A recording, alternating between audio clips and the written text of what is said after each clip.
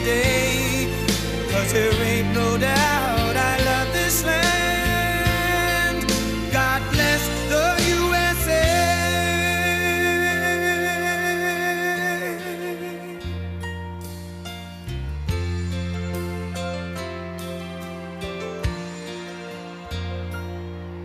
From the lakes of Minnesota to the hills of Tennessee, across the plains of Texas, from sea to shining sea, from Detroit down to Houston and New York to LA, where there's pride in every American heart, and it's time we stand and say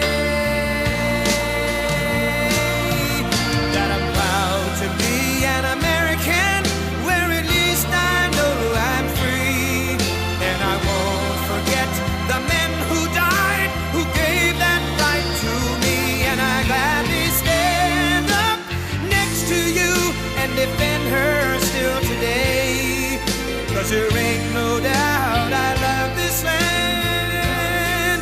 God bless the USA.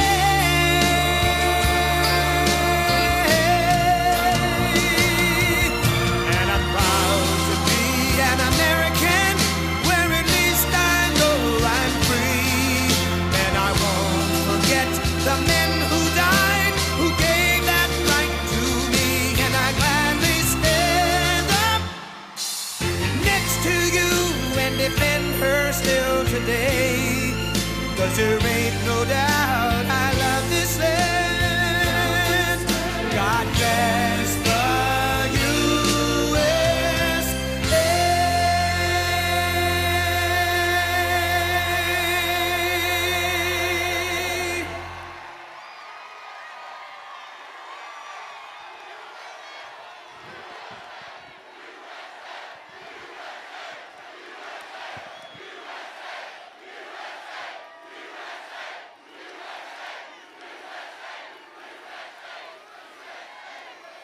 I love Georgia. I love being with you. This is Georgia. This is Macon, Georgia. We won Macon, Georgia. We're going to win it again. It's great to be back in the heart of this incredible state with the thousands of loyal, hardworking, unbelievable American patriots. Thank you very much. And 18 days from now, we're going to win the state of Georgia. We're going to win 4 more years. Isn't that beautiful and incredible in so many ways? That beautiful White House, right? And just remember, early voting is underway. Get out and vote. Go out and vote.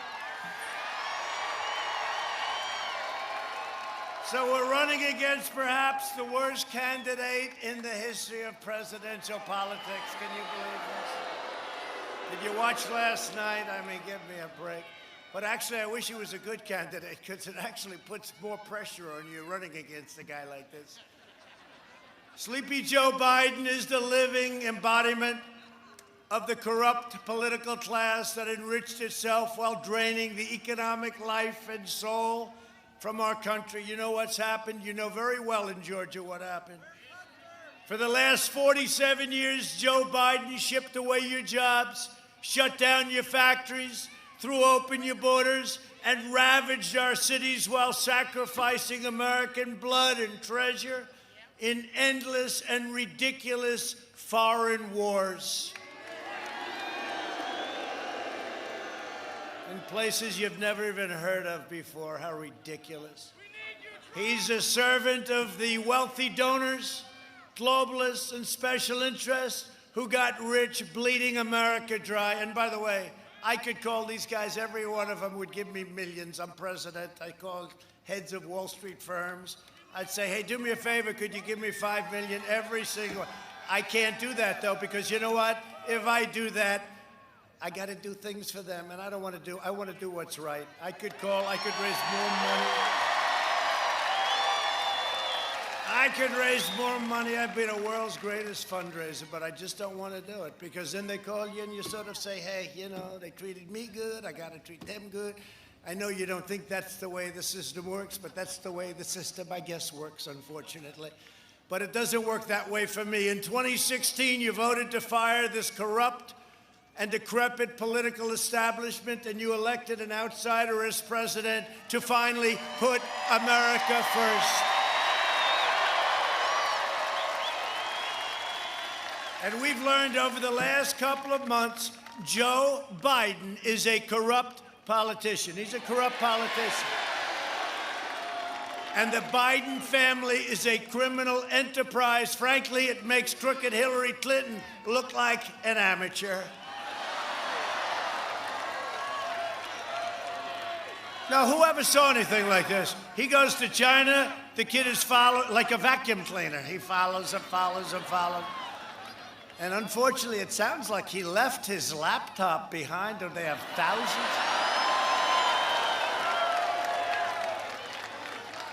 Here's a guy, didn't have a job, but now he's taking in millions, and plenty of it goes to Joe Biden, too. Don't kid yourself. It goes to Joe Biden. Did you see the one today? The guy gets 10%. 10%. I wonder who the guy is. This was not a good, between Anthony Weiner's laptop and this laptop, these are two beauties. I think this one could be worse than the Weiner laptop. Yet this massive scandal is being covered up by the media and big tech, right? All those people, look at them.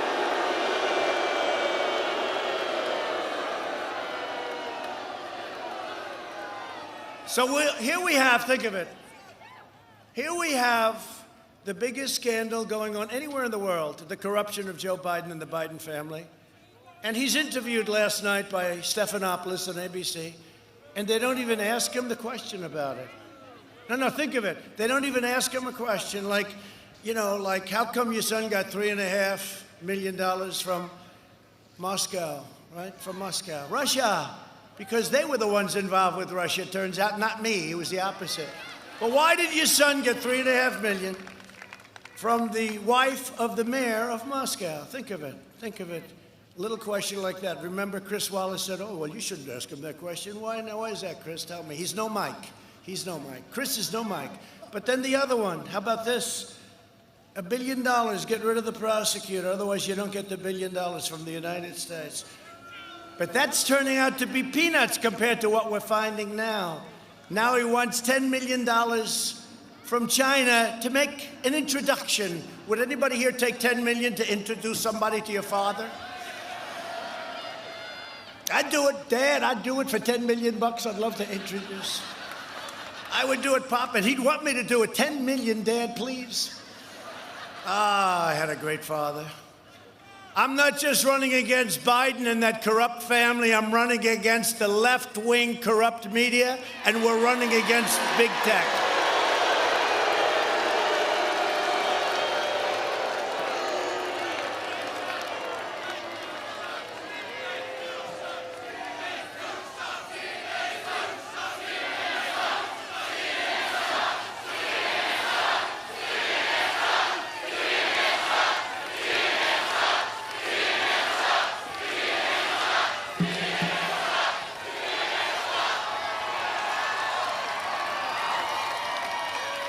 This is a hell of a big crowd, Brad. Look at that. That goes all the way back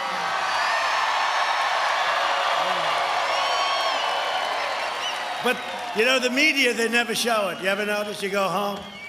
They show me and about 3 people behind me. People left, right. 4 stars. They end up 3 plus 1. Thank you very much.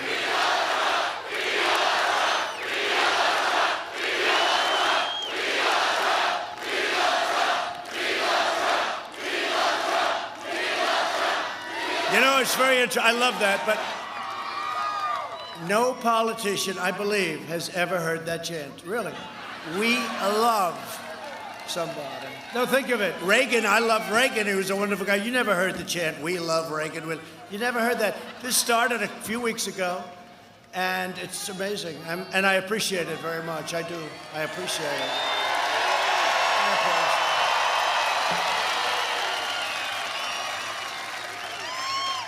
And I love this state. I love Georgia. You know, when you had the hurricane overdrive where it came in and wiped out a lot of your area, David Perdue is a fantastic guy who may be here someplace.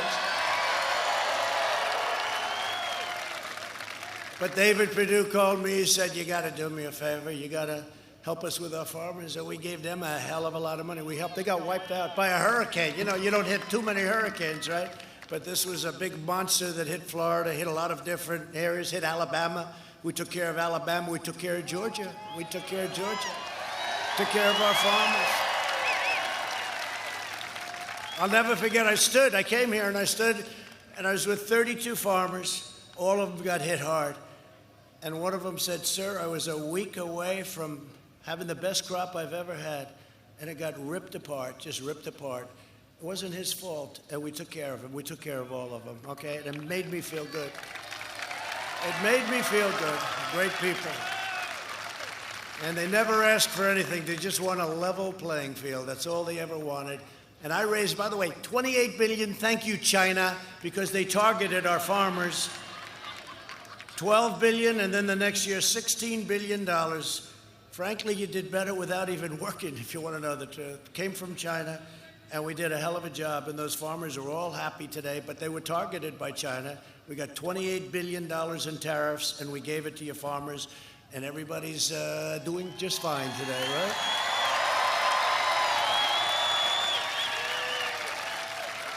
But the radical left is doing everything in their power to protect their chosen candidate who has no clue where he is. He's gone.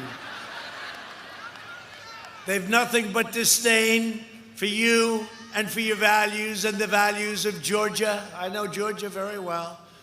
They flood your communities with criminal aliens, with drugs, crime, while leaving behind. And you see what they do. They live in gated communities, but they flood you out. They complain about guns and they complain about everything. And then they want to end your Second Amendment, but they want protection for themselves. They oppose school choice while sending their families to the best private schools. We need school choice, by the way.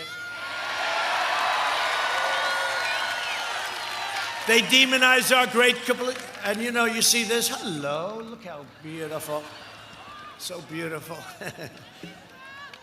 They demonize our great police and law enforcement while hiring private security for themselves. They attack the Second Amendment every single day while employing armed guards. And let me tell you, I am the only thing standing in the way of you and your Second Amendment. It's under siege. That's a big deal. They support crippling lockdowns while their jobs remain totally exempt. It's time we sent a message to these wealthy liberal hypocrites. I could have every one of them. By the way, I mean, just like I said before, I know these guys, I can call them all. Hey, do me a favor. Irving, send me $5 million. Okay, I'll do it. Donald, I'll do it if you want it. Oh, man, I got to do it. Do you mind if I take 1 week and just do it? I will set the all-time record on fundraising. Man, would I be good at that. It's so easy. I wouldn't have to explain a thing. But they come from Washington, they come from New York, they come from Silicon Valley. And by the way, those Silicon Valley guys are sort of getting caught, aren't they, huh?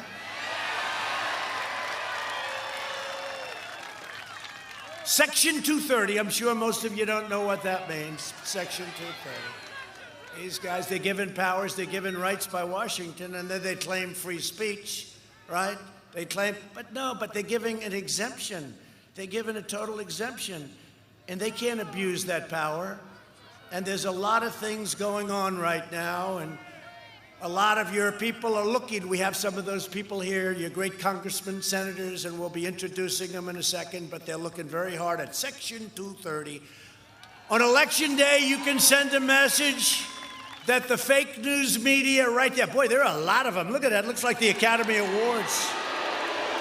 It's a lot of people. There are a lot of people. Look at those cameras. They're all running with those red lights. But every time I mention their name, those red lights go off. You know, the red lights. That means you're live, and then they start talking about it. They say, get the light off, wait, turn it off. Go to a break. Let's go to a break right now. That fake news CNN, they don't know what. They are so fake. They really are. They're just disgusting. NBC is no better. Did you get to see last night? You did a good job. But look, I mean, I could have had somebody else. They're all the same. I mean, they ask you a question, you give them an answer, right? But I want to tell you that she's like disappeared. Everybody thought it was so inappropriate. Here they give this guy softballs. Did you see a week ago Lester Holt? Lester Holt, another genius. Lester Holt. Here's Mr. Vice President, sir, what did you have for dinner, sir? Was it good? And in Savannah, it was like her face, the anger, the craziness. I mean, the craziness last night. And I said goodbye. I said, great job, Savannah, you did wonderfully, good job. But we got very high marks for that last night, but they thought it was very unfair that Sleepy Joe, who cannot answer a question, he really can't answer a question. Well, Chris Wallace protected him with me. I talked about the Moscow $3.5 million payment. I talked about the $1 billion. Chris Wallace wouldn't he said, no, that's not appropriate. Why? You mean the guy's allowed to take $3.5 million and we're not allowed to talk to him about it? I'm telling you, that Biden family, and others, but that Biden family is corrupt. It's a corrupt family. And with me and my kids, let me tell you, my kids, I'll tell you something, though, it is very, lock them up. You shouldn't lock them up. Lock up the Bidens. Lock up Hillary. Lock them up. Can you imagine if my kids did what this guy Hunter is doing? Ivanka. Oh, my beautiful, my wonderful Ivanka. She's a good kid. Can you imagine? And you know, she's much smarter, much sharper. She could, if she wanted to, how could she do well? And Don and Eric and Tiffany, they're good kids. But you know, we don't do things. It's like, boy, they'd make a fortune. Just think of it. And when you look at what they get away with, and by the way, Biden's brother, try that one. I won't go too deep in the family. I'm not looking to insult everybody. But honestly, in my opinion, it's a criminal enterprise. It's a criminal enterprise. He's like a vacuum cleaner. The father goes through and the son comes in a vacuum cleaner, millions of dollars pouring in. And take a look at the way they live. 47 years he's a politician. He lives very well. Almost as well as Maxine Waters. You ever see her house? Maxine Waters, what a beautiful house she lives in. I wonder how that happened. On election day, you can send a message that the fake news media can't get away with it any longer. We can't let them get away with it any longer. And these big tech companies, you know, it's funny because I've heard about the big tech companies. I didn't care too much. And I heard the power was unbelievable. And it's like 99% for the other side. And I kept hearing about big tech, the power in Iran. I kept hearing it, you know, what the hell. In one ear, out the other. But I kept hearing, and we won. So I kept hearing after that, we won. And I said, well, wait a minute. If they're so powerful, how come we won, right? They were 100% against us. But now it's gotten worse and worse, and now they've gone crazy. They've gone crazy. How about our magnificent Kayleigh, right? So Kayleigh,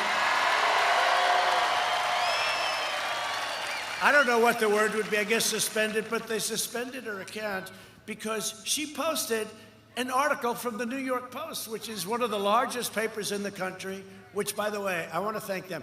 The one paper, they've really got guts. They're printing this stuff. They got to be making a fortune as much as they can make in that industry nowadays. But you know, when you look at the failing New York Times and the Washington Post, they don't want to write about it. They don't want to write about it. This is the biggest political scandal. No, I'm sorry, it's the second biggest political scandal. The biggest political scandal, we caught them. That's when they spied on our campaign and tried to take down your president. But this is the second biggest political scandal. These are a bunch of bad people. And you think it's fun doing what I do, right? No, I had a great life, I want to tell you. I was doing well. I was having a lot of fun. But you know what? I would never give up what we've achieved. Think of what we've achieved. The other stuff. I mean, honestly, there are a lot of successful people. There are a lot of people that are successful. Got a lot of them right here. A lot of successful people. But nobody in first 3.5 years, first 3.5 years, nobody has achieved in the history of our country what we've achieved with our military, with our tax cuts, with our regulation cuts, with all of the things that we've done. Nobody has done as much as we've done. Things like right to try, things like Space Force. Thank you very much.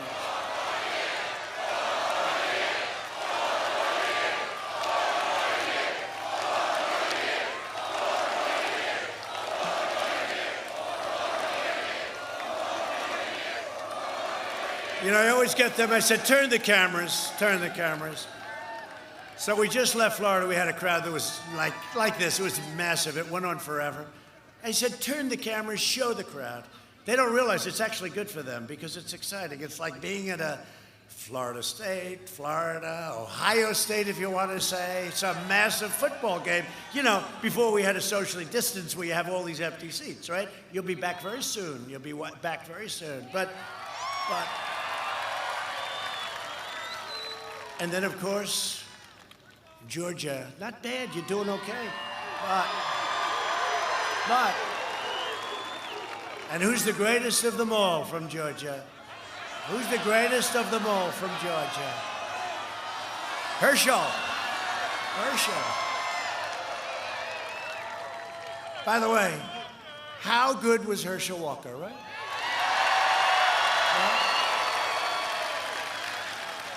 He made a lot of quarterbacks look good. Here, Herschel running, boom, 6 yards, 9 yards, 10 yards, 100 yards. And he's on our side, and he's an incredible guy, Herschel Walker. I remember when he was playing here, they had like the ballad to Herschel Walker. He was like just a legendary guy, remember? From the time he started, just boom, 6 yards, 8 yards, 10 yards. And then the quarterback goes, he says, I think I'm going to sign with the NFL. It's like amazing. But Herschel's been great, and Herschel loves his state, and the fact that we have his endorsement so strongly. I mean, so strongly. We love it. But what a great football player he was. What a great winner. We want to thank Herschel. The ballad to Herschel Walker. On November 3rd, show the people, the great American people, that we're in charge, that we're delivering Sleepy Joe Biden and that whole group of radical left crazies. And by the way, he's not really radical left, but he's got no choice. He's got absolutely nothing going. They're running the party. How about Kamala? How good did Mike Pence do? So how good did Mike Pence do a week ago against Kamala? That was easy. That was easy. Mike is great. He's doing a great job. And he really did. He did a great job. But it's very unfair. You know, it's so unfair. When you watch, you watched last night, and you see the anger and the hatred. I'm saying, well, look, let's just do this thing. Just take it easy. Relax. Just relax. Take it nice and easy, okay? Okay. She said, but I told you that's true. I said, I don't believe you. Why would I believe you? You know? You see that? Where she's screaming. I said, well, who told me? I told you. I said, who cares if you told me? What are you telling me?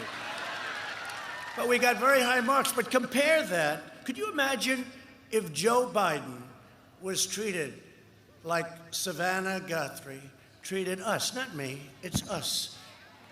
Could you imagine? He would be freaked out. He would probably be under the table. He would be under the table. And she's easy compared to President Xi and Putin and Kim Jong-un and plenty of others. She's like easy pickings. But could you imagine if she came at him? Did you see? Now, I was interviewed a couple of weeks by George Stephanopoulos, and it was a tough interview, but it was fine. I don't say, like, you know, give me the answers of the questions. Do you ever see where they ask him a question and then he starts reading the answer? That means he has the answers to.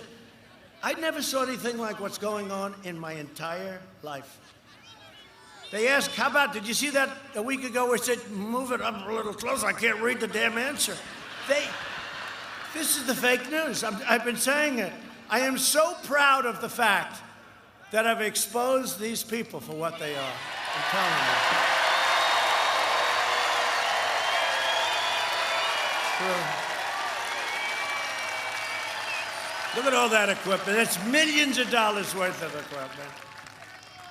And you know what? If they were truthful, our country would come together so fast. It's really true. They're a big part of the problem. I was saying today, I was telling, when I was in Florida, I was telling the story that, you know, our people, we're going to bring it all together. And they said, how are you going to do it? Through success.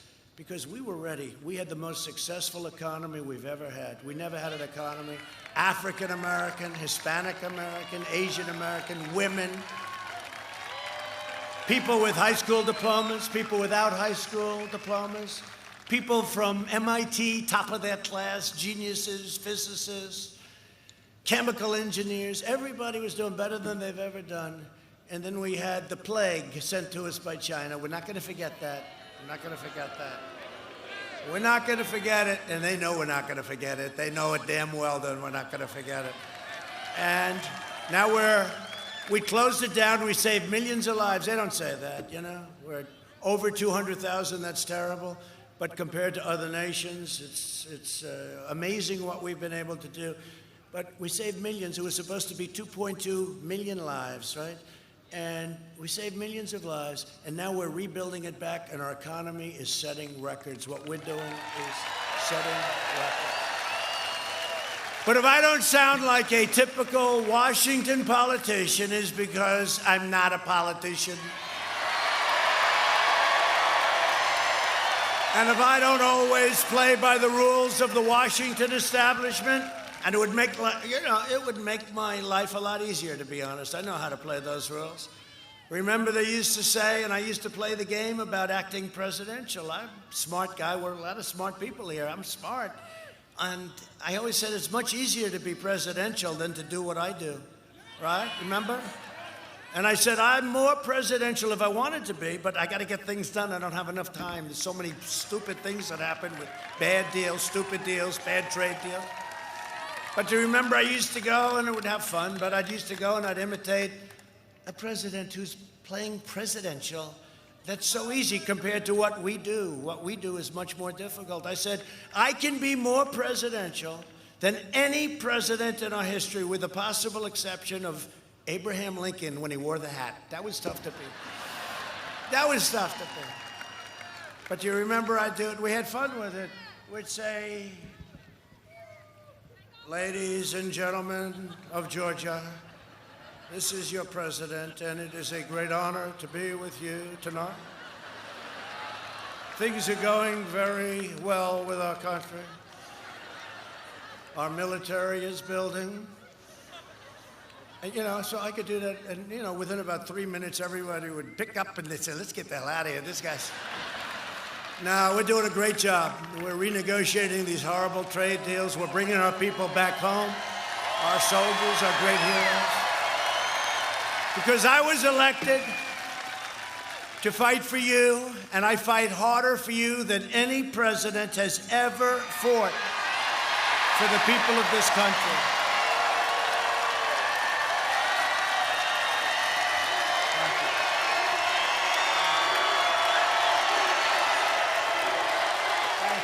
Thank you very much.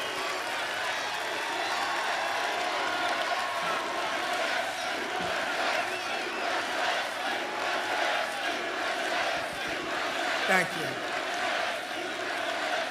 By the way, I have to tell you, the spirit in this country is unbelievable. The spirit in these rallies are unbelievable. And you know, hey, we were in Minnesota. We're going to win Minnesota. You know, Minnesota, I think, hasn't been won since 1972. We're going to win Minnesota.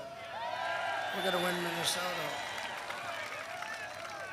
Opened up the iron ore. We opened up areas of Minnesota that they closed.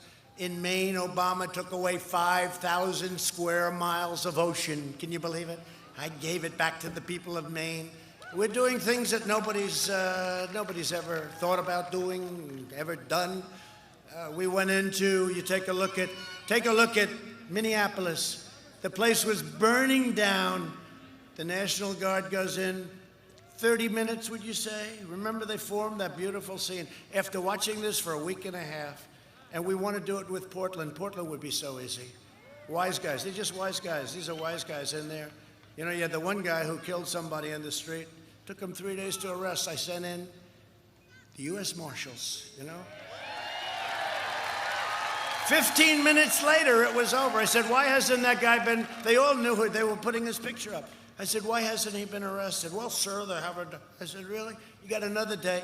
We sent in the U.S. Marshals. In 15 minutes, we have the greatest law enforcement people in the world. 15 minutes later, it was all over for him. But the forces opposing me in Washington are the same people who are responsible for every disastrous trade deal, foreign policy blunder, and border security betrayal. Look at our border. Our southern border is so great. By the way, we've topped 400 miles of wall.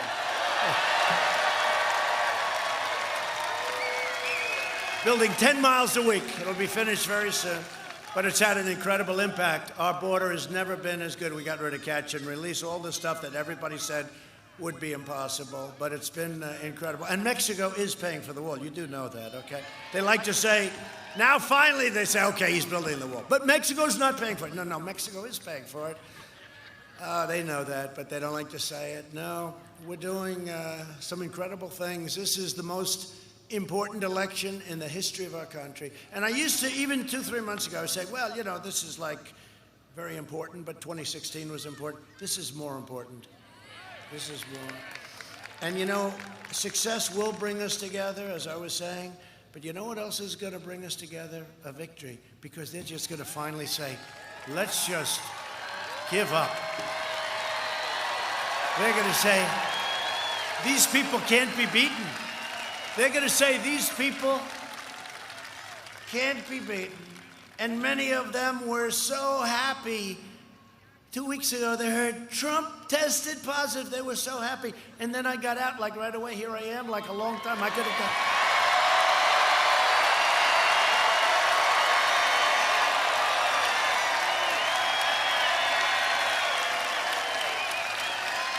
That's right. They say, can you imagine he won't be able to hold any more rallies? He'll be recovering, or worse. Or worse. He'll be recovering or worse. And like 12 minutes later, here we are, you know. Like, don't forget, I've been doing this for a long time already. This is not my first rally, right?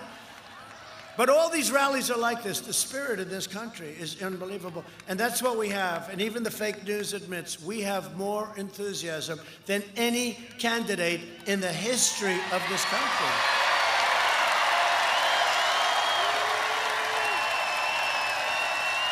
True.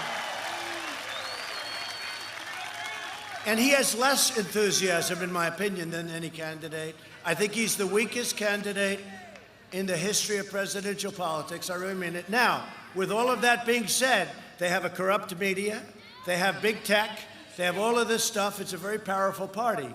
And they have advantages. You know, they automatically win New York. I don't know why New York is doing so badly. They automatically win California. I don't know why California is doing so badly. The forest fires, no water, no this, no that. You know, minor little problems. They automatically win Illinois. I mean, we got to run the table. It's automatic because it's just the way it falls. You know, winning the Electoral College is a very, very hard thing to do. And we just ran the string, right? But it's a very hard thing to do. But we're winning in Florida. We're winning here. You know, it's amazing. Like, if he came here, Sleepy Joe, if he came here, honestly, if they announced, they'd work really hard to try and find people. No, I really mean this. We have tens of thousands. Look at this. This thing goes back, way, way back. I wish they wouldn't give these guys a good look. I wish they'd move them back 100 yards. And I'm telling my people, I'll save a little time. My people, please, from now on, could you please move the fake news media back like another 100 yards?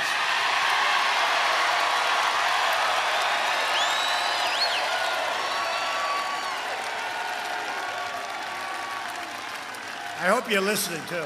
No, because you know what? Those cameras, they have magnifiers on. They can be back, and you can get a lot of people. So instead of standing behind the camera and looking at the cameraman's ass, we don't need that, okay? Just move them back, and we get more people up here because it goes back forever. Thank you back there. We love you. Thank you. But we're going to move it back. Move them back. Move.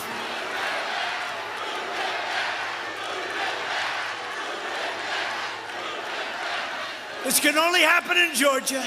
You know, I have an idea. Just gave me an idea. We'll have a new T-shirt tomorrow morning. Move them back. Right? Move them back. Well, we did it with, you know, we did it with this crazy Hunter Biden. Remember? Where's Hunter? I kept saying, where the hell is Hunter? Because he was gone. You know, they caught him stealing a lot of money. So he like disappeared, remember? And I said, where's Hunter? And then I said, wait a minute. That's a great idea for a T-shirt. We came out with a T-shirt, Where's Hunter? It became one of the big successes of the year. Where's Hunter? We were talking today about drug prices, and you know, in this country, we have a very bad system, and we have middlemen that are very rich. And I was talking about how we're cutting out the middlemen. Oh, these are not people that like me very much. And we're going with favored nations and all that stuff. We're getting your drug prices down 60, 70, 80%. But the middlemen are making all of this money, tremendous. They're very wealthy. They don't even do anything. Frankly, at least the drug companies, they make the drug. So we're talking about the middlemen. And I say, wait a minute, I think I know one of the middlemen. It must be Hunter. Hunter Biden is a middleman. On top of everything else, China, Ukraine, Russia, plus he's a middleman. What a family. Biden's made a corrupt bargain in exchange, and that's what he's done. It's a corrupt bargain in exchange for his party's nomination, which, by the way, should have gone to Bernie. You know, Elizabeth Warren, Pocahontas, if she would have left a day before Super Tuesday, Joe Biden would not have won any of those states. They split up the vote. It was super liberal, her, and it was crazy Bernie. And I say it all the time. I think Bernie Sanders is the nicest, greatest loser I've ever seen because, no, it's true. And I mean this, and you know, we're going to get a lot of their votes because they love us on trade. Because the one thing Bernie's right on is every country in this world, including our so-called allies. Excuse me, are there any children in the house? Okay, close your ears, children. Screws us on trade. And Bernie's people know that, and Bernie's into it. The problem is Bernie wouldn't be able to do anything about it. I've done a lot about it. But you know, that's why we got a big percentage of Bernie people. And because they didn't like Hillary, but they don't like Joe.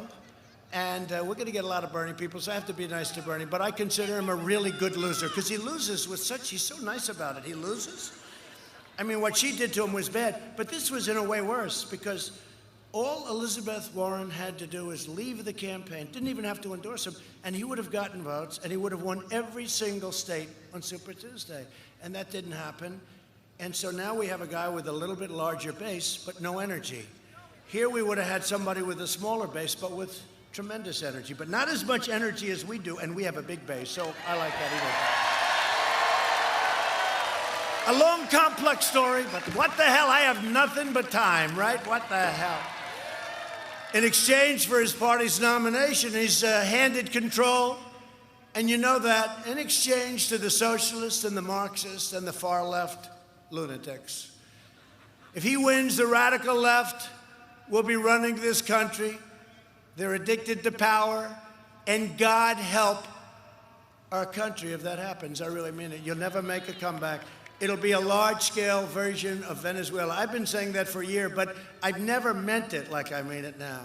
The only difference is the size, because the ideology is the same. Venezuela 20 years ago, less, was so wealthy, one of the wealthiest countries. It had oil, it had everything, very, very magnificent. Now they don't have water, they don't have medicine, they don't have food. Everyone's fleeing the country. You know, the only difference is the size, but the ideology. When you look at a Portland, I want them to let us in. I said, Governor of Oregon, I said, let us come in. I want to solve your problem. But they're radical left Democrats. You know, it's just like the craziest thing. But That's what Venezuela is. They're anarchists. You look at some of these cities, they're anarchists, and they don't want to say. And the press wants to call them peaceful protests. And we originally had a hard time. We had a hard time. They didn't want us to have any rallies in certain states. And then I realized you're not allowed to go to church. You're not allowed to have dinner with people. You're not allowed to do anything unless in Michigan you happen to be married to the governor because her husband. You're not allowed to go sailing unless you're married to the governor of Michigan, in which case you can go sailing. Remember that? Did she get caught or what? Now she's blaming me because people were whatever. I don't know what's going on. I don't know. I wasn't. And it was our people that caught them, right? It's Trump's fault. Always Trump's fault. Isn't it incredible? And yet we did her a favor. Who knows? I mean, they have to look at that whole thing, too. But we are doing an incredible job in this country. This country is great. And we have spirit like nobody's had spirit. And there's going to be a red wave next week that's going to be unbelievable. And they're talking about it. Look at that. That's millions of dollars worth of equipment. And they'll never turn it around to show those people back there because they want to say. Donald Trump had a rally in Georgia. There was a smattering of people, a small smattering. No, it's amazing. Nobody's ever had what we've had. And you're going to have a red wave. They call it a red wave. One of these characters standing right there, he said, there could be a red wave. Don't say there could be. There will be. It's going to be a wave.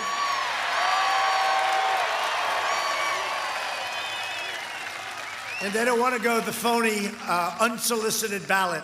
You know, they send ballots out by the millions. They don't have no idea. Well, they do actually have an idea where they're going. That's what really.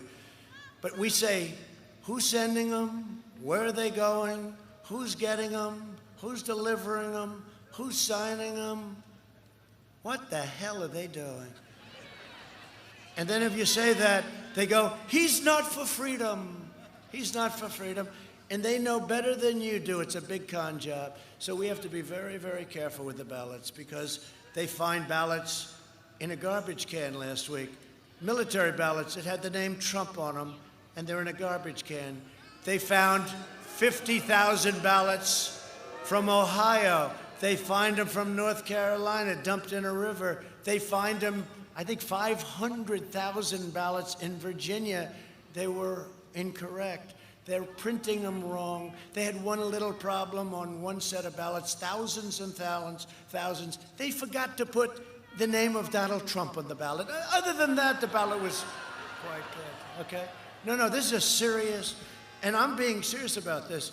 These people are doing a tremendous disservice, and they're using COVID as the reason. You know, they're using this as a reason not to go out and vote. So we voted in World War I, where, by the way, you had a pandemic that made this look like peanuts, okay?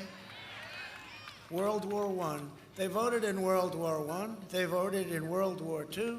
They voted during the Great Depression. They voted. But we can't do that. You got to send in a ballot. So complicated, too. They have instructions. You do the ballot, then you do this. But some of them make it nice and simple. You don't have to sign. You don't have to verify. But what they don't tell you is we've won a lot of court cases. How about you put your ballot in, and it has to be in by November 3rd. But you have 2 weeks in which to, so wait a minute, you have 2 weeks to count them. Does that mean we have to hold up the whole election? Because you know what? I want to find out who won or lost. I want to find out legitimately who won or lost on November 3rd. I'm not looking to find out. I'm not looking to find out on November 19th or on December 1st or on 2 years from now. And if you take a look at some of these ballot schemes, in New York, we had a third-rate politician named Carolyn Maloney, who I know very well. She used to come to my office all the time for campaign contributions. But she won a race. The number of ballots missing, they have no idea. Her opponent, who could have won, it was very close, but they declared her the winner. But her opponent has gone totally nuts. And you know what? He should. He should. But you look at that, you look at Paterson, New Jersey, you look at what happened in Virginia. These are all races that took place recently. And they'll say, even in 18, they had a lot of disasters. And even in 16, I didn't even know it, but they had a lot of ballots. I promise you it will be against us, okay? It will be against us. It will be against us. But you look at Nevada, we have a good chance to win Nevada, but they're sending ballots to everybody. The governor was a backroom politician, and I don't want him having the fate of an election. I don't think it's right that he has the fate of our most important election ever in his hands. I don't want that. So if you see anything wrong, law enforcement's watching, marshals or U.S. Marshals are watching, same type of guys. These are no games people. One thing I would say, law enforcement, they're on our side. And I said it. I said it during the debate with Joe. I said, Joe, name one law enforcement group that's supporting you. He couldn't do it. Then he was bailed out by Chris Wallace, right? I said, name one law enforcement. Then I said, here, Joe, just say the words law and order. Say those words, Joe. He didn't want to say it. I said, Joe, just say the words law and order. That's not hard. Joe, law and order. He couldn't say it. He wouldn't say it. Then he tried. I think he said law and order and safety and security, you know, because he has to get the vote of the radical left, and they don't like law and order. And you know who likes Trump because of law and order?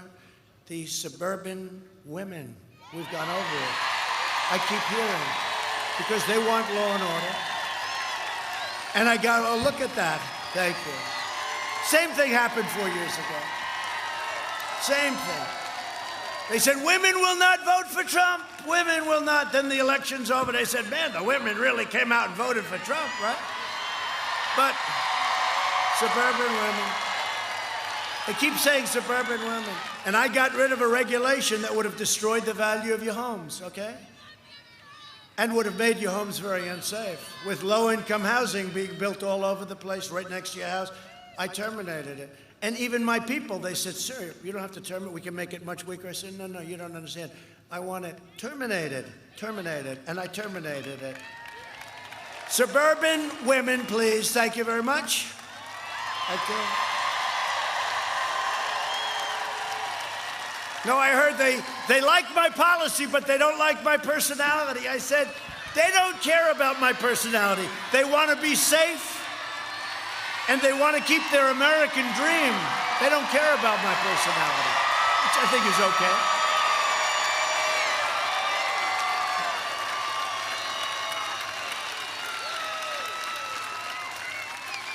They like my personality, and I like them. I like them. I love them. The radical left is hell-bent on destroying everything that we love and cherish. You know, it's that culture stuff, right?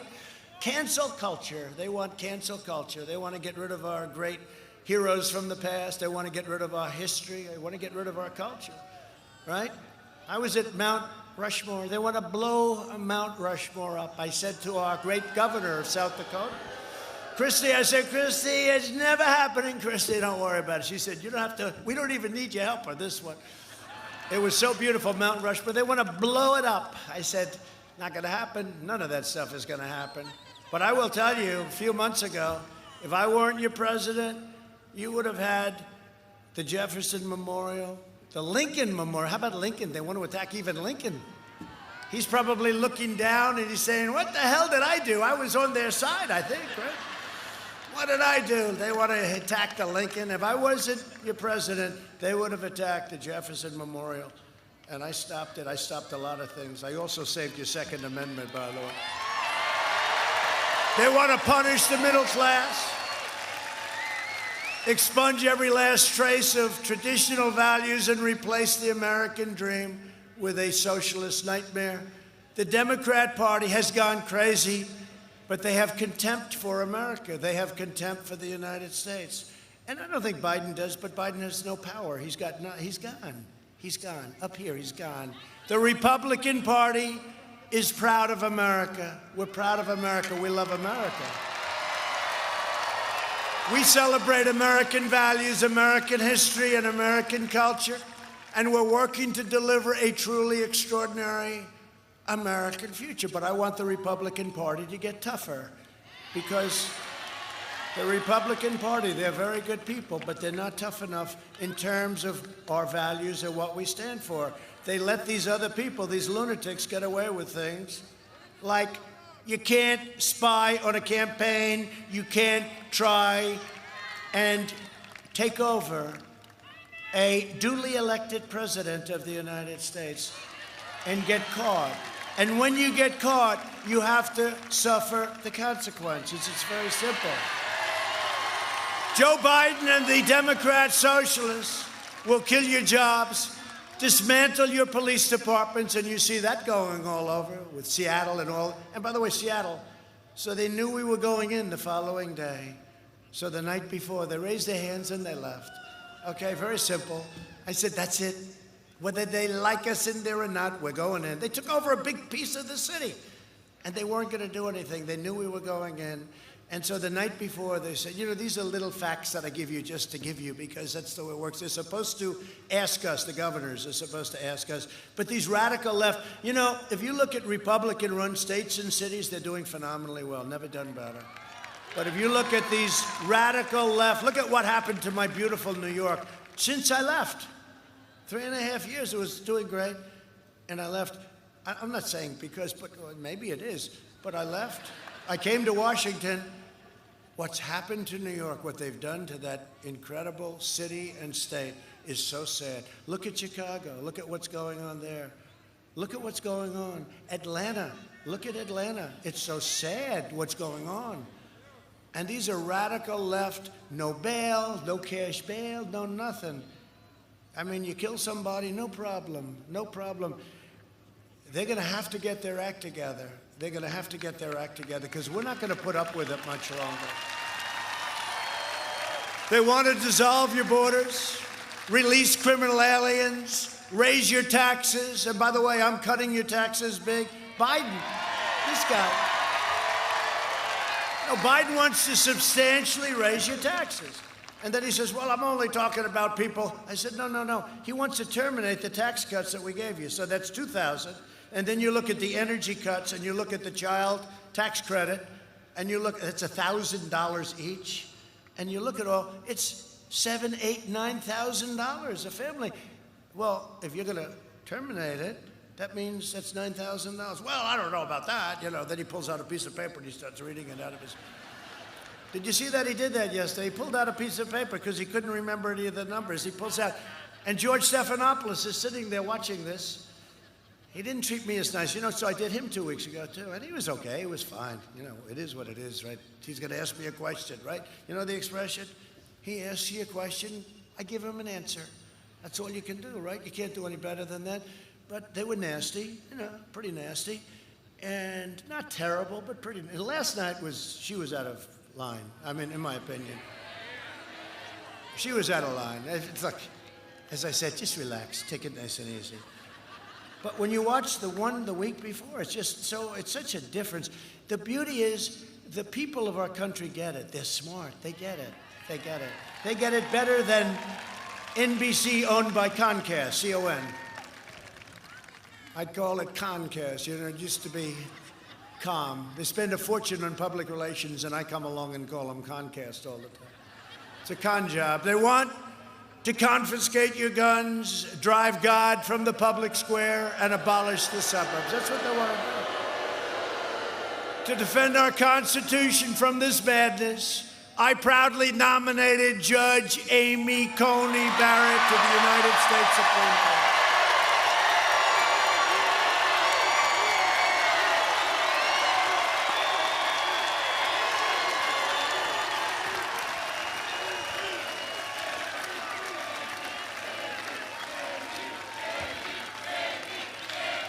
She's great. She's so smart. She's so smart, right? She's done a great job. She's done a great job. And she went through it, no problem. And they came at her. They came at her. It was like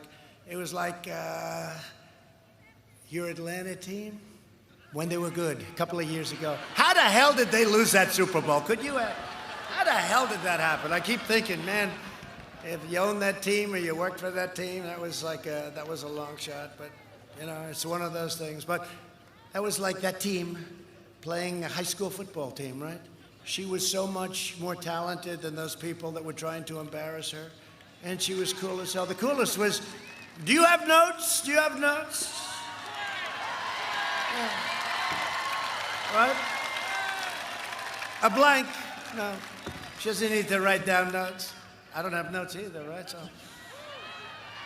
And most of this has been off this teleprompter, because if it was on the teleprompter, many of you would say, this is a little boring. Let's get out of here, Sam. Last night, Biden refused to rule out court packing. In other words, they may take 16, 17, 18 people. He'll pack the court with radical left judges who will shred your Second Amendment, disarm law-abiding citizens, and protect terrorists and violent criminals. You know, I won the ban from jihadist countries or other countries. If people are bad, we don't want them in. So I went for the ban. Everybody said, but I won. I won in the Supreme Court. And you know what? We don't want people that can't love our country. We don't want people that are going to hurt our country. So I have a ban, very controversial. And we won at the United States Supreme Court. And we don't let people in from certain countries that are going to look to do bad things to us. Pretty amazing what's happened, isn't it? Biden's agenda would also be a catastrophe for Georgia seniors. Seniors. Do we have any seniors in the House? Right? We're proud to be seniors, right? For years, Biden tried to cut your Social Security. You know that, and your Medicare. Now Biden is pledging mass amnesty and free health care for illegal aliens, decimating Medicare and destroying your Social Security, because that's what's going to happen. You know, we all have a heart. I say this all the time. I mean, I have a heart. I don't want to hurt people. But once you say, come in, you're going to get free health care. You're going to get free education. The whole world is going to want to come into our country, and we're not going to be able to even come close to affording it. I have to take care of our seniors. I can't take care of millions of people that had no intention of coming here before these maniacs made these pledges. He'll bankrupt these programs to finance the left. Open borders. They want to take, actually, you know, we're just finishing up the wall, as I said. They want to take the wall down, some of them. We want to take down the wall. This wall is a dream. It goes deep and it goes high.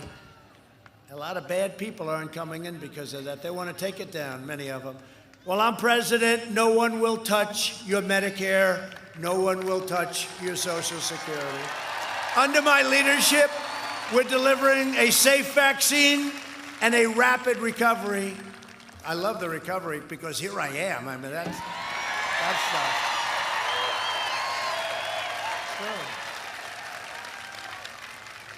yeah, 2 weeks ago, I wasn't exactly feeling great. And, you know, when you're president, I told this today, when you're president, you get a lot of doctors. You get guys, Johns Hopkins, Walter Reed, you get all the great hospitals, and you got these geniuses, they're all over the place. Sir, let me do this, let me do that, just leave me alone, fellas. Get the hell out of here. But I wasn't feeling too great. And they gave me something, Regeneron. And a day later, I felt like Superman. I said, hey, whatever the hell that stuff was. And it's brand new, developed because of this. And we're going to do something very special. We're going to get it for every person that we think is appropriate for. In other words, every person that needs it. But I tell you what, you know, they can call it a therapeutic, but to me it was a cure, because the following day, our doctors are here. When you're president, they follow. We got more doctors. If anyone gets sick, this is a great time when I'm around, because you'll have about 15 doctors standing over you in about 9 seconds. It's happened. It's happened many times. Somebody gets not so well, and all of a sudden they got the greatest doctors you've ever seen. They do a fantastic job. But this was all developed just very recently, months ago, for this. It's incredible, the strides that we've made. If you vote for me, prosperity will surge. Normal life, that's all we want. I want a normal life like we had 7 months ago. We don't want any, we want a normal life. That'll resume. And next year will be one of the greatest years economically in the history of our country, because that's where we're going. This election is a choice between a Trump recovery and a Biden depression. Let me tell you something. He's going to quadruple your taxes. He's going to raise taxes on businesses. All the businesses that have moved into our country are going to move out. They're going back where they came. You're going to have a disaster. You will have a depression, the likes of which this country has never seen before, if these crazy rules get in with the Green New Deal. You know, the Green New Deal, the real number is $100 trillion. 100 trillion. You know, they say, well, we could do it for like 9 trillion. Well, 9 doesn't work either. But the real price is 100. They want to rip down buildings and build new buildings in their place with tiny little windows. No, if you don't mind, I'd like to keep my window. I'd like to have a nice view of Georgia. No, no, think of it. Think of it. $100 trillion. So, if we had an unbelievable economic surge that lasted 100 years without a problem, we wouldn't make $100 trillion. This is the craziest thing done by AOC plus 3, who knows nothing about the environment. She doesn't know. She's got a great line of bullshit, that's about it. No, it's true. She knows nothing about the environment. AOC plus 3. These were not great academics. How about Ilhan Omar? You know, I'm going to win Minnesota because of Ilhan Omar. She hates our country. I mean, you see the way she talks. She hates our country. No, please don't tell her to leave. That happened once before. I got in a lot of trouble. They start screaming she should leave, and they got me in trouble. They said, why didn't he protest? But she doesn't like our country. You see what she says. And I'm going to win. Remember this. Minnesota hasn't been won since 1970. That's a long time. 1972. And we're going to win Minnesota because of Ilhan Omar. Well, having Minneapolis ripped down, burned down, and then we come into the land, and they should have called us on day one. Day one. The problem is they keep waiting. They wait till, how about the CNN reporter? I think his name's Velchi, the shaved head, nice shaved head. Maybe I'll try that someday. Shh, shh, shh. I don't know. My poll numbers might go down or they might go up. You never know, right? Maybe they'll go up. But he's standing there. This is a friendly protest. And behind him, the fire is like 9 blocks long. It looks like Berlin during the worst days of their lives. The fires are raging. This is a friendly protest. Oh boy, oh boy. Then the National Guard started moving forward. He got hit in the knee with a canister of tear gas. And he went down. I've been hurt. I've been injured. These people are crazy. You know, they don't report the violence. They don't report the looting on CNN, MSDNC, all these different networks. They don't report them. They don't want to talk about them. They want to think everything's wonderful. It's not. And the reason it's not, a lot of it is because of them. But I will deliver optimism, opportunity, and hope. And that's what we're doing. And this is why we have this kind of spirit. And I hate to say it because I don't want to insult Georgia, but it's this way all over our country. We have the biggest rallies in the history of politics. Nobody has rallies like this. Look at that. Look at the people.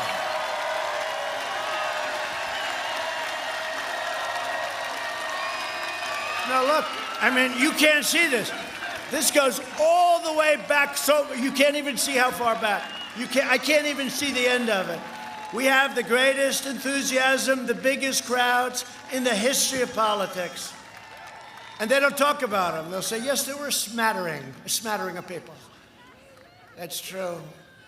I asked the First Lady, how did you like it? It was good. Were there many people there? I said, a lot. Didn't they show it? No, they don't show it. They just showed your face. They never go.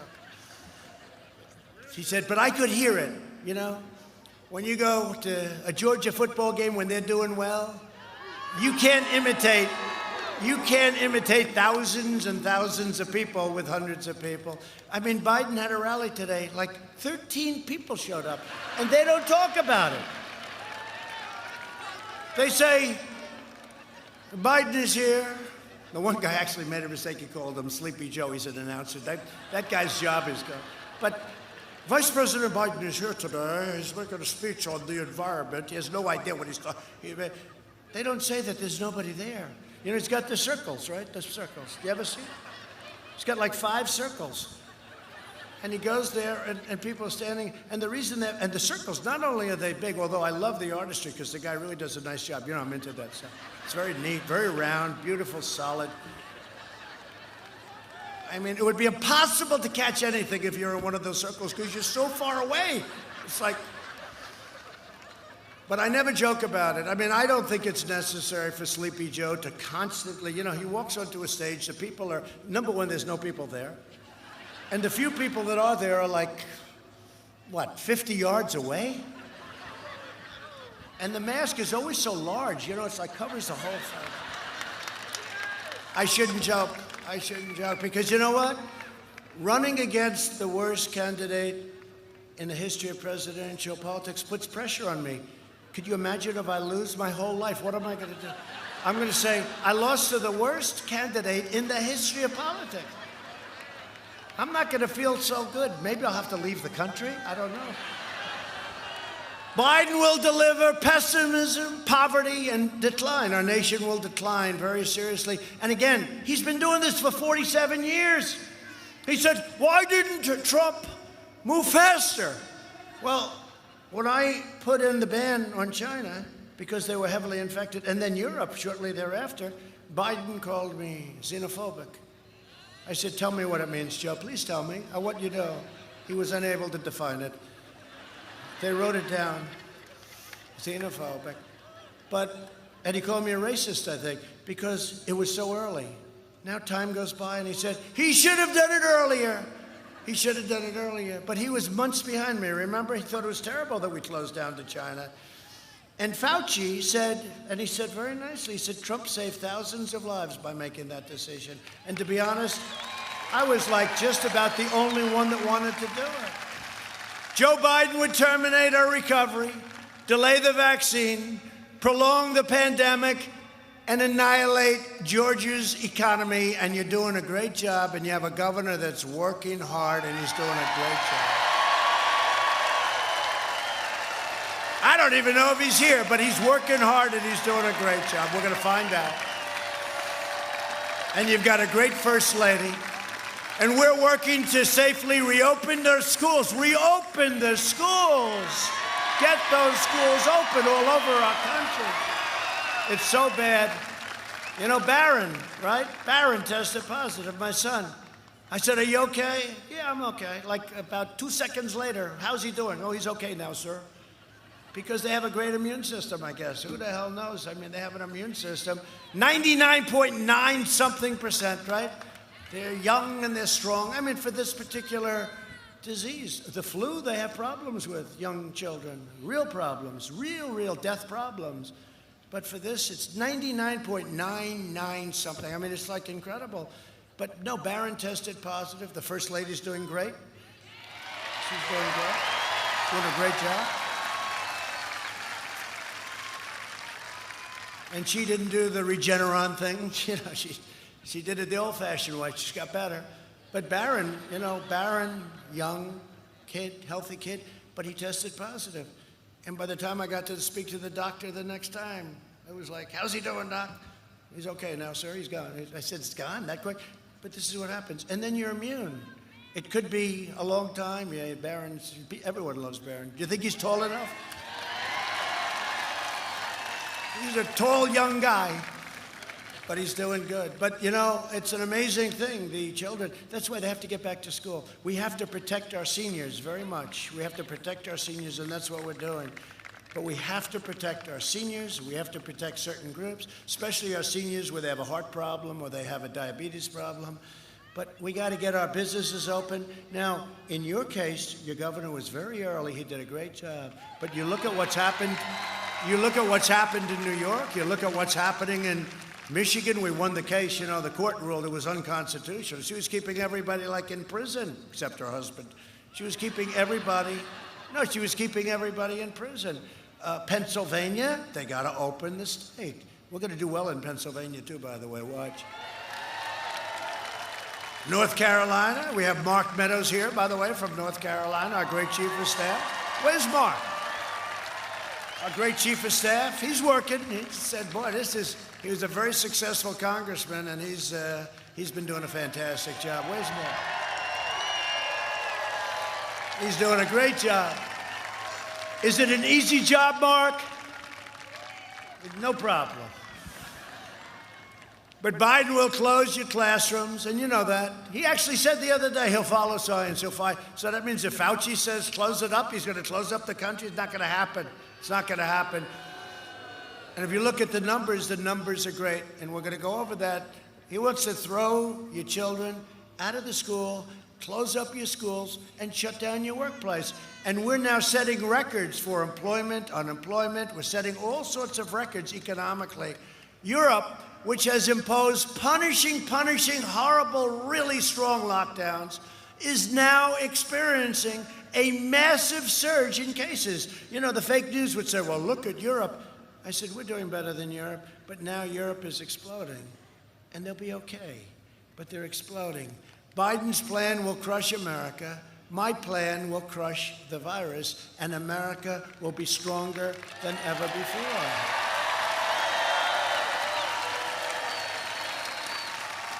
So our early and aggressive action saved, I think, at least 2 million lives. We pioneered life-saving therapies and reduced the fatality rate 85%. Think of that. That's over a 6-month period. And I'm working to make the antibody treatment, and I've said it, and I got it, and I said, listen, for me it was great, and I'll bet for a lot of people it's great. These are the great scientists. They came up with some of the other incredible medicines of the last 10 years, this particular firm, but also Eli Lilly, it's very similar. And we're going to make it available free to anybody that needs it. Free.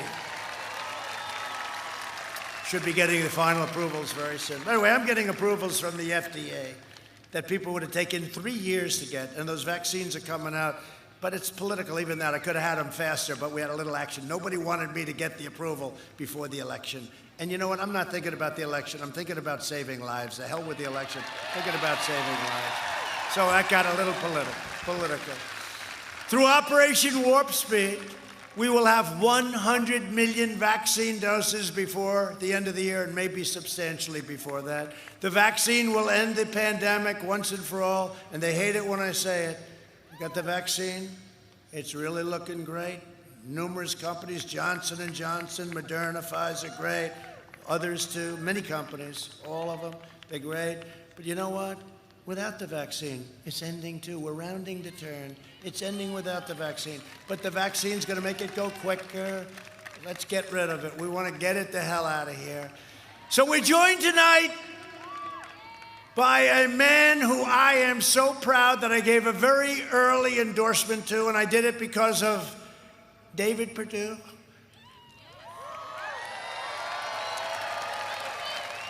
David said, Donald, Mr. President, I have somebody who's running for governor. I said, governor of where? He said, the great state of Georgia. I said, tell me, what's the story? He said, could you endorse him? I said, well, tell me about him. I did a little research. And the only thing that mattered to me, I mean, to be honest with you, he's all Trump all the way. He was, before I knew him, I didn't know him. He had a very successful past, but I didn't know him. But he was very, you know, it's like Trump. He likes Trump. And it's hard to endorse people that don't like you, you know? Somehow I have a little problem with that. But his name, I said, what's his name? Brian Kemp, and he's a really smart guy, really good guy, and I endorsed him. And he went on to win. And his wonderful wife, Marty, is even better than him. But I have to tell you, we campaigned together. We campaigned together. And I mean, I've never seen, we campaigned against, I guess, Stacey. And we had Oprah. You know, Oprah used to be a friend of mine before I went into politics. She'd be down at Mar-a-Lago a lot. She liked our key lime pie. She liked our key lime. But Oprah was great. She was a friend of mine. But, you know, once you do this stuff, you lose a lot of friends very quickly. But that's okay. We got to do the right thing. And we had Barack Obama, Michelle Obama. They practically lived in Georgia. And all Brian had was Trump. And Brian won fairly easily. It wasn't that close. Brian Kemp. Great guy. And Marty, thank you very much. That's great. He's a great governor, and he was ahead of the curve. He said, we got to get this thing open here. And you know, those are the states that are doing the best. The ones that are doing these lockdowns, not to mention the problems caused with depression, drugs, alcoholism, all of the other things.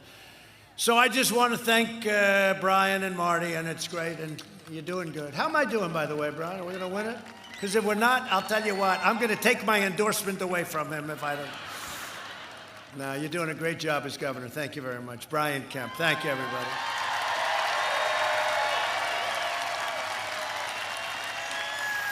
Another guy, he's been a friend of mine for a long time. You know, he's a very, very successful man. And he did what I did. He wanted to do something. He wanted to give back. He loves this state like crazy. He loves our country. And he's central casting. If I'm casting a movie and I want to pick a senator, you know what I do? I say, I got to get David Perdue to play the role. But he is respected by everybody in Washington. He is respected and revered. And he brings back the bacon to this state. I want to tell you, he came to see me. David, stand up. He came to see me about the farmers when that's how I got involved in the whole thing and the hurricanes and all the damage. And we brought in a lot of money for our farmers in Georgia, right, David? So thank you very much. Great job. You're doing a fantastic job. And come to think of it, can't even believe, you know, the guy that's running against him, I beat him once before. 2 years ago, he was running against a very good woman, Karen, right? Karen Handel. And she's doing very well. But he was running against her, and we defeated him. And then he said, he's running against David. I said, this guy's not in the same league with David Perdue. I mean, that puts a lot of pressure on David, just like I have pressure on me. You're running against these people. It puts more pressure on you, David. It would be easier to run against somebody that was good. But he's a radical left, Schumer, Pelosi guy. He's bad on the Second Amendment. I remember when he was running, he didn't even live in the district. He's running for Congress. I said, what's going on? But we defeated him once, and I hear you're going to defeat him again. Thank you, David. Thank you. So a person who's become a friend of mine, and Brian thought she was fantastic, and I met her, and I said, the only thing is, you know, how would you handle pressure? You never know. This is a rough, mean business. And I found out she can handle pressure. She has been fantastic. She was with me 100% on the impeachment hoax. She's been with us all the way, and she's a great woman, and her husband is a great man and a very successful man. That's a good thing, not a bad thing, by the way. Some people would like to say, oh, the husband's a great failure. It's much better. No, no, no. He's a really respected person, and he loves his wife, and she's a terrific person. Kelly Loeffler. Kelly? Thank you. Great job. Great job, Kelly. Great job. I mean, my only problem, she's running against another great guy. I just said, run it out. I'm backing both of them because Doug Collins is here. Where's Doug?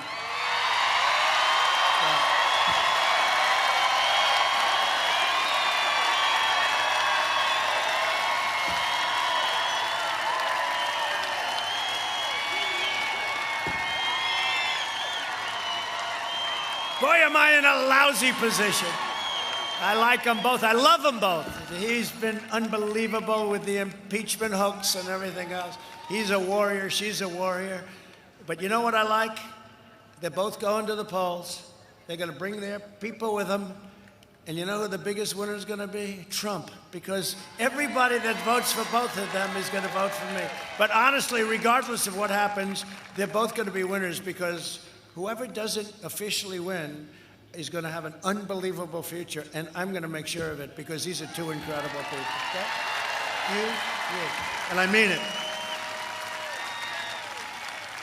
But what a lousy position to be in, David, right? You like both. I'm sort of, oh, boy. So we have somebody, Jody Heist. You know Jody? Stand up, Jody. What a job. A warrior. A warrior. Thank you very much for everything, Jody.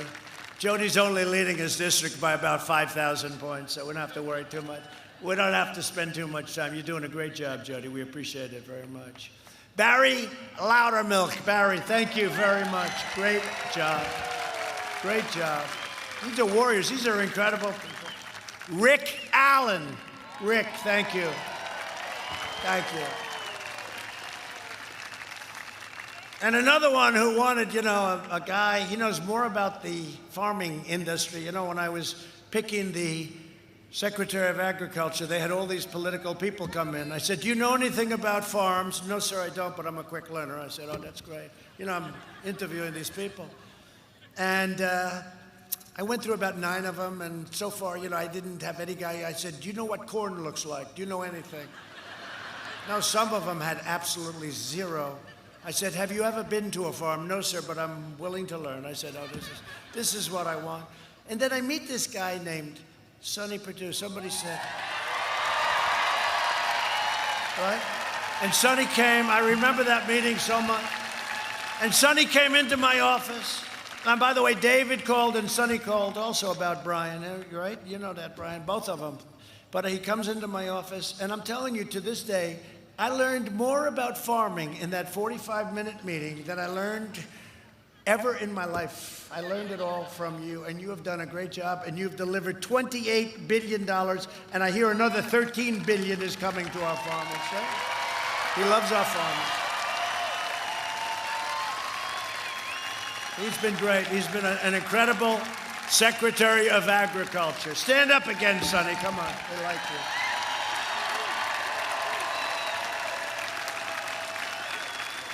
By the way, I guess he was also your governor like for 8 years, right? I don't even count that. I don't care about that. But he was a very popular governor, Brian. You know that. He was very popular. He did a great job. But he was your governor for 8 years. But he has been a fantastic Secretary of Agriculture. Thank you, Sonny. I'm glad I could say it in front of your home friends, okay? And State Representative Vernon Jones. How about Vernon? How about Vernon? Where's Vernon? Man, what a guy. Look at this. I saw him on television a few months ago, and he's talking about Trump is the greatest, he's the strongest, what he's done for our military, what he's done on the... And I say, what, this is a great guy. I wonder where he... And obviously, I said he's a Republican, so... And they put the thing on the bottom. It says Vernon Jones, Democrat, from wherever the hell he comes from. I said, there must be a typo. He's better than any Republican. I can't believe it. And then I checked him out, and he's a Democrat who likes Trump, and we love him. Vernon, thank you. And he's a popular guy. Amazing. Amazing. Spoke at our convention. And somebody who's doing a fantastic job, Insurance Commissioner John King. John, thank you. Great job, John. Appreciate it. Public Service Commissioners, Bubba McDonald and Tricia Pridemore. Thank you very much, both. Thank you, Bubba. Thank you, Tricia. Thank you, Tricia. And somebody who better lead us to victory, I'll never speak to him again. We'll have a new state chairman of the Georgia GOP if we don't win, but we're going to win. David Schaefer. David, thank you. How are we doing, David? How are we good? Way up? I saw a poll, we're way up. Don't just pretend we're even. You know what they do in politics? David Perdue taught me this. Pretend you're 1 point down, okay? And then work your ass off, and then just sit home and watch. That's what happened 4 years ago. Was that the greatest evening ever? But this is going to be better. This is going to be better. And this is, in its own way, even more important. Candidates for Congress, Andrew Clyde. Andrew, thank you, Andrew. That's great. Good luck.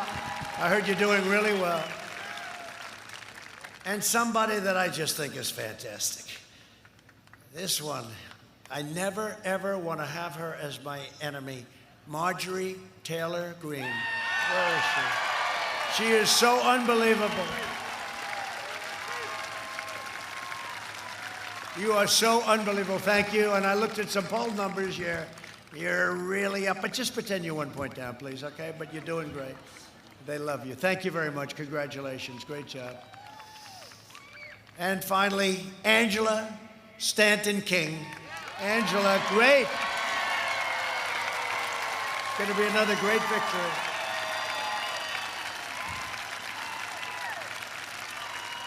That's going to be a great victory. Thank you very much, Angela. Great job. Congratulations.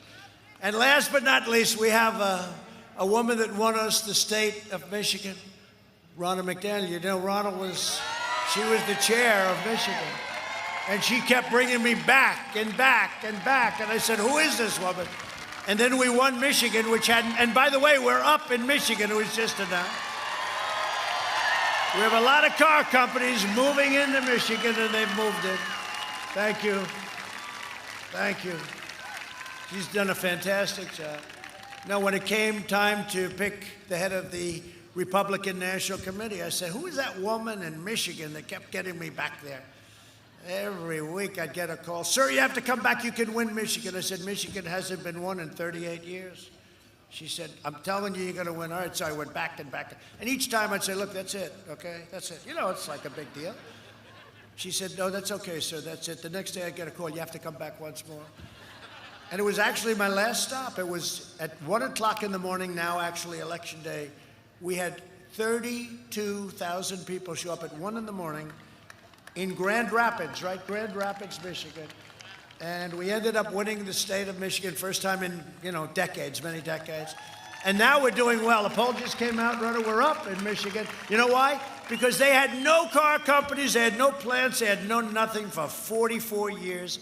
And they're building plants all over the state of Michigan because of me. And they're coming in from Japan, and they're coming in from Germany. They're building plants all over and expanding plants. So I think Michigan likes us. We've done the job. Thank you very much. Congratulations. Thank you. Done a great job. And get out there, and these 3 candidates for Senate, you got to get out there, really get out there and vote. They're unbelievable people. They're unbelievable, 3 unbelievable people. And we appreciate it. Under my administration, we built the greatest economy in the history of the world, which is true. There's never been anything like it. And now we are doing it again. I see these hats, Make America Great Again. So you know what I say? Make America great again, again. Make America great again, again.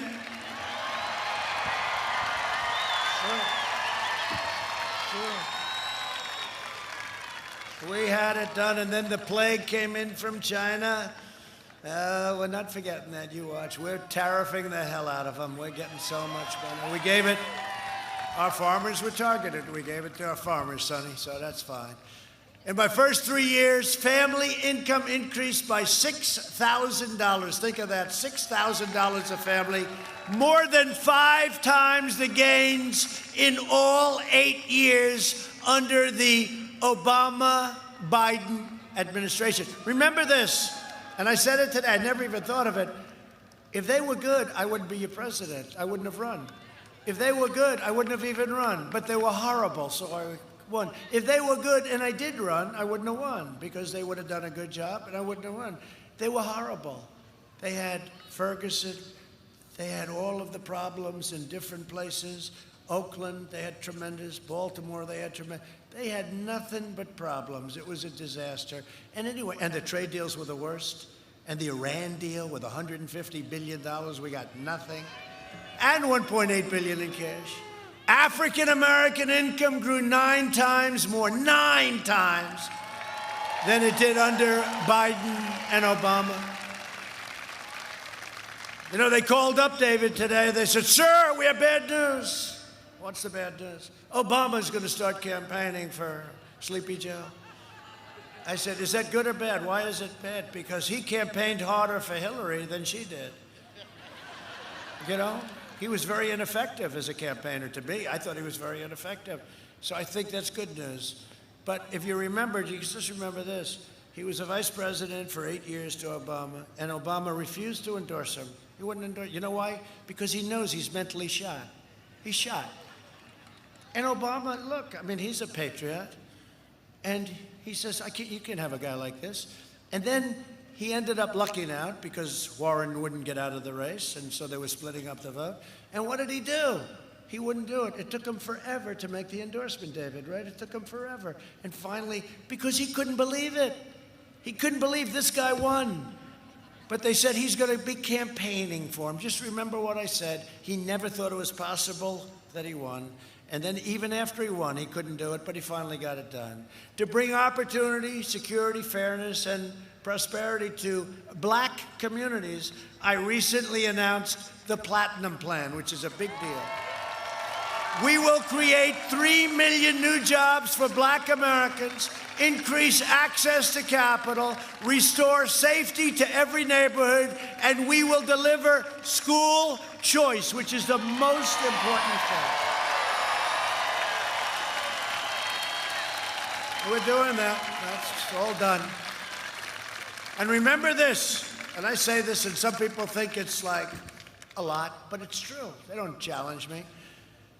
With the exception of Abraham Lincoln, nobody has done more for the black community than Donald Trump. And it's true. It's true. I got criminal justice reform. That was me. That was not anybody else but me. They came to see me. I got criminal justice reform done, prison reform, opportunity zones done with Tim Scott from South Carolina, great senator, great man, great person. He's a great, great person. And I got all of this stuff done, opportunity zones, and we did historically black colleges and universities.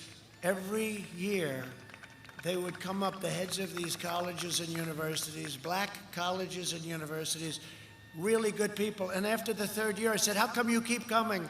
Because they didn't have any deal. So every year they had to come. I said, what do you feel like? He said, one man, great guy. He said, I feel like a beggar, because every year we'd come up and beg for money. I got them 10-year absolute funding, historically black colleges. Obama wouldn't do it. Biden wouldn't do it. Nobody did it. I did it. Just remember, criminal justice reform, that's the biggest thing.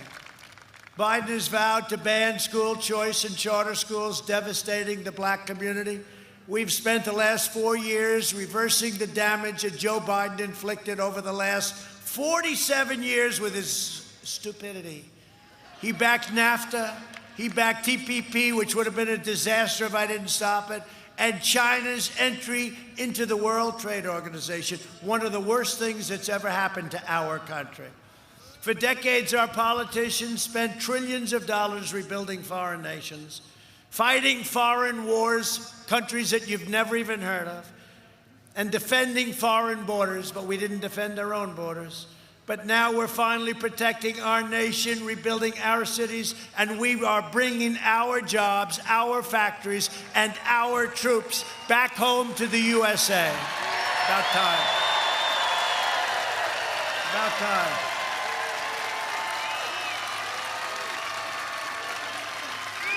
They're all coming home. They're all coming home.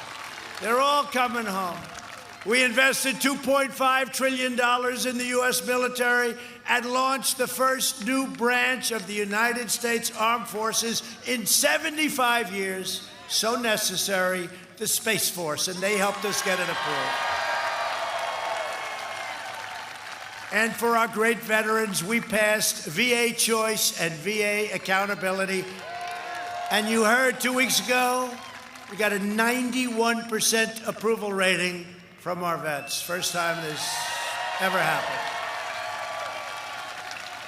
We took over 100% of the ISIS caliphate in Iraq and Syria, and when I took over, it was a mess.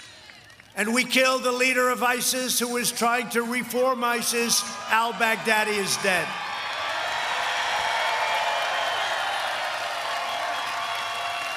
We took out the world's #1 terrorist and the mass murder of American troops and troops all over the world and many, many people.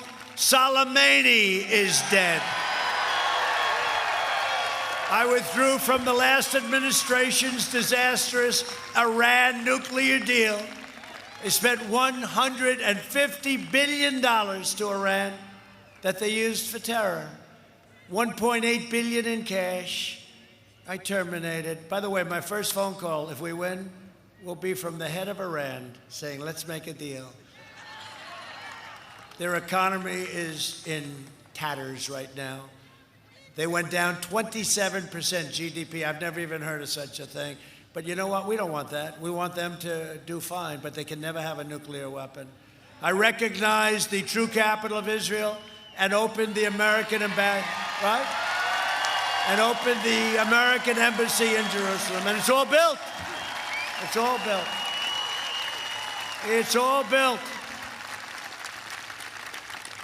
It's all built. We got it. Not only did we get it approved, I got the building built. I said, find the building on a site that we own. And they came to me. You know that story? They were going to spend $2 billion to build an embassy. I said, that sounds like a lot. And I called our great ambassador. I said, David, do we have any land in Jerusalem? He said, yeah, we have a great site. I said, take a look at it, call me. Calls me, he said, there's a building on the site, we can renovate it. Now we're going to spend anywhere from $1 billion to $2 billion, right? I said, well, let's do this. Can we do something? Yes, sir. He calls me back a week later. He said, sir, we can renovate the building fully for $350,000 that we have already. Think of it.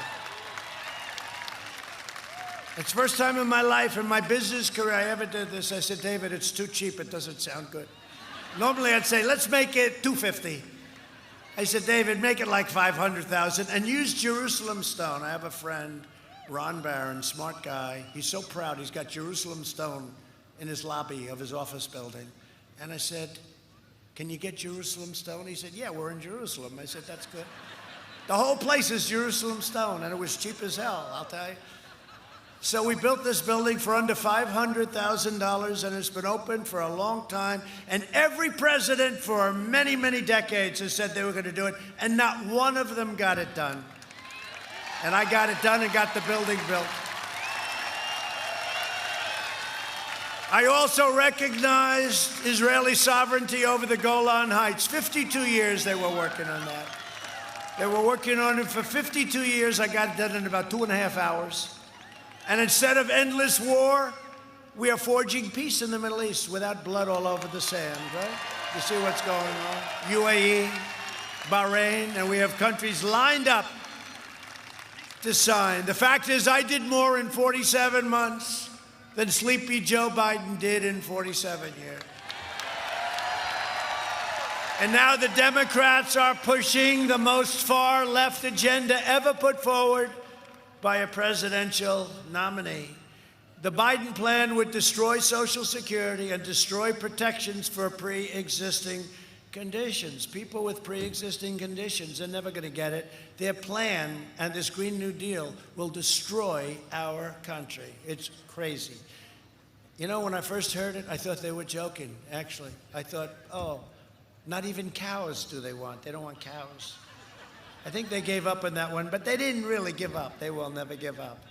Biden's running mate sponsored a bill to outlaw private health insurance. 180 million people that love their private plans, right? They love their private plans.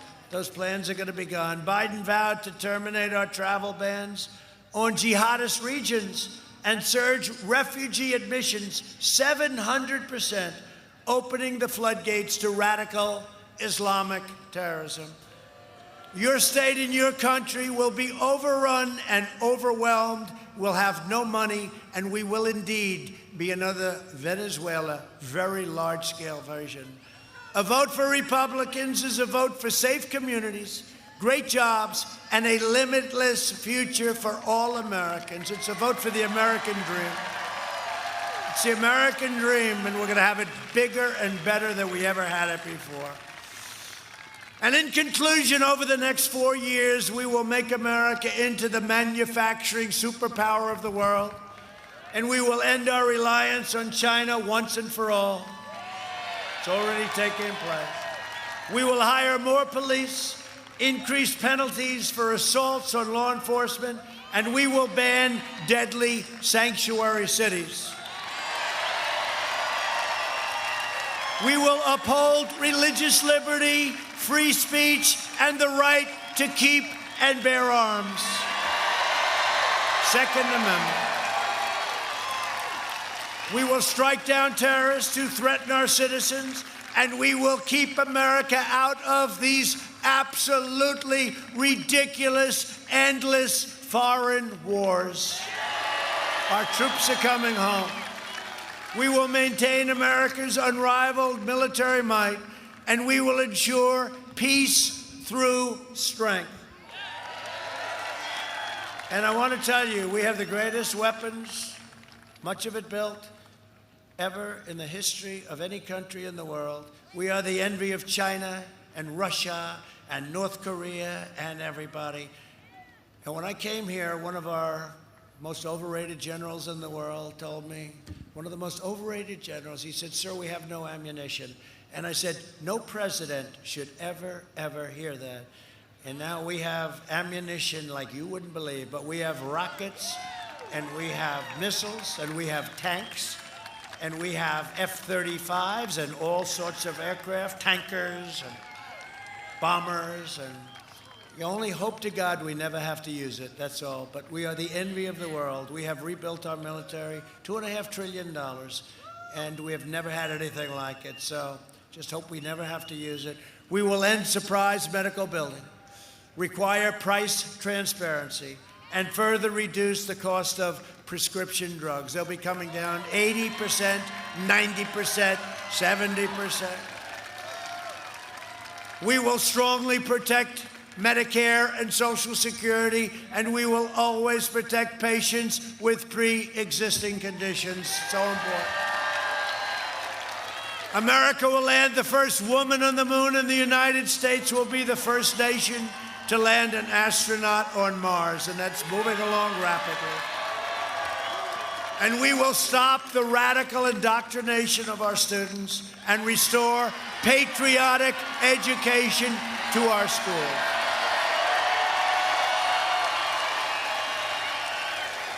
We will teach our children to love our country, honor our history, and always respect our great American flag.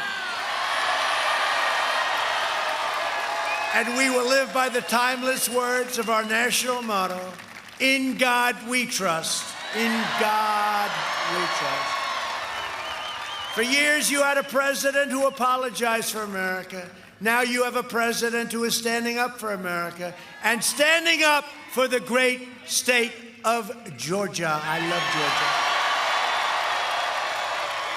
Early voting is underway, so get your friends, get your family, get your neighbors, get your co-workers, get your boss if you have a boss. Say, boss, you come with me right now. And get out and vote early. Get out and vote. A giant red wave is coming.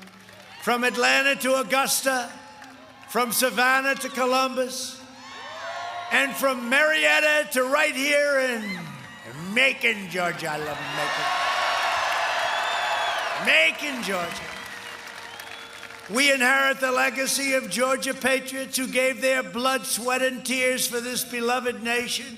We stand on the shoulders of American heroes who crossed the oceans, blazed the trails, settled the continent, tamed the wilderness, dug out the Panama Canal, laid down the railroads, raised up the giant skyscrapers, won 2 world wars, defeated fascism and communism, and made America the single greatest nation in the history of the world. And we are making it greater every single day. Proud citizens like you help build this country, and together we are taking back our country. We are returning power to you, the American people. With your help, your devotion, and your drive, we are going to keep on working, we are going to keep on fighting, and we are going to keep on winning, winning, winning.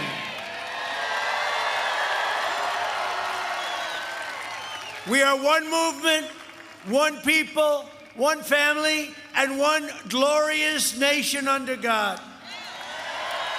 And together with the incredible people of Georgia, we have made America wealthy again. We have made America strong again. We have made America proud again. We will make America safe again. And we will make America great again. Thank you, Georgia. Thank you very much.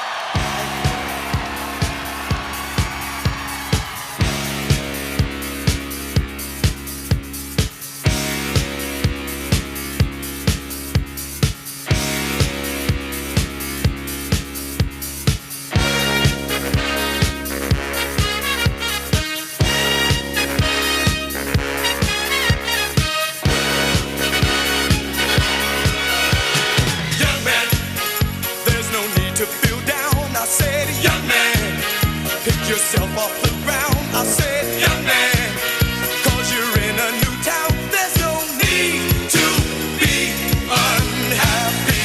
Young man, there's a place place you can go. I said, young man, when you're short on your dough, you can stay there, and I'm sure you will find